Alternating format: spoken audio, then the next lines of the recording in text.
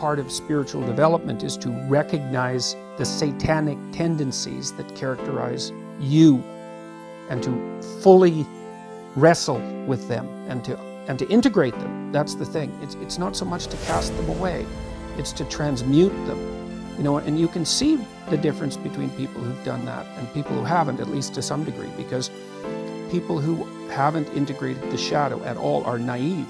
And you can tell that when you look at them, and you can tell that when you talk to them. And because they're naive, they're often resentful as well because they get taken advantage of.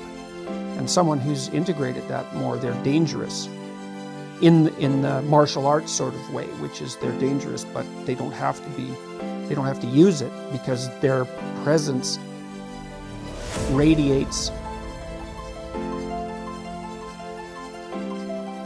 What would you say? It doesn't radiate threat exactly. Well, certainly strength, but it's the potential for havoc. That's the right way of thinking about it. There's an implicit potential for havoc, and that's really necessary.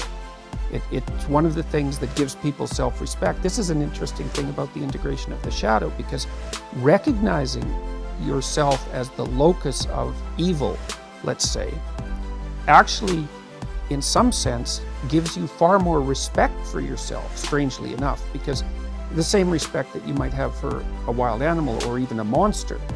It's like, so then maybe you learn to treat yourself differently. Like, I think this is particularly true with regards to the discipline of children.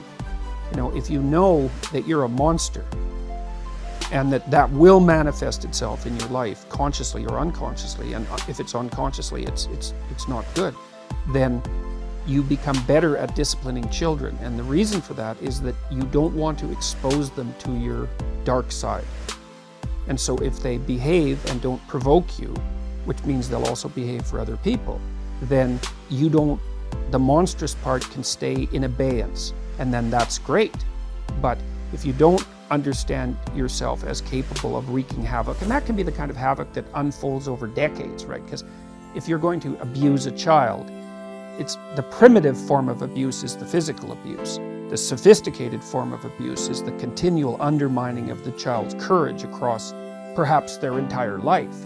And there's a terribly monstrous element to that. And if you're not respected properly by the child, say, you will absolutely take revenge on them. And that's the whole, in some sense, that's the whole Freudian psychoanalytic story. It's not all of it, but it's a huge part of it. So. Interesting that you say that you have to accept the fact that you're dangerous or become dangerous, because I'd also say that if you haven't done that kind of shadow work, if you haven't made friends with your anger, if you haven't integrated it, you're actually more dangerous. Yes, definitely. Because then things will happen it will come out in a way that you don't expect. Right, it comes out disintegrated. So it comes out as an autonomous spirit, right, under no one's control. And that's like a burst of rage, let's say.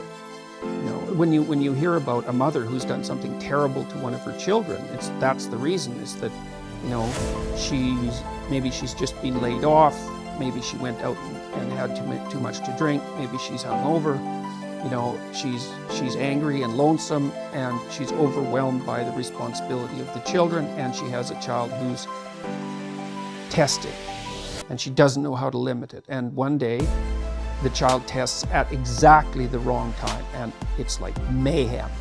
And everybody goes, well, what happened? It's like, well, 7 terrible things came together at the same time and produced this outburst of disintegrated rage. And like, look the hell out when that happens, So yeah, you want to have that. You either have that or it has you. Those are the options. And you don't become safe by being castrated.